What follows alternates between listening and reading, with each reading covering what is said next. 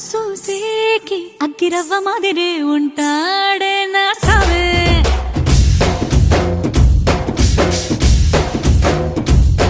మెత్తాని పత్తి పువ్వుల మరే సంటో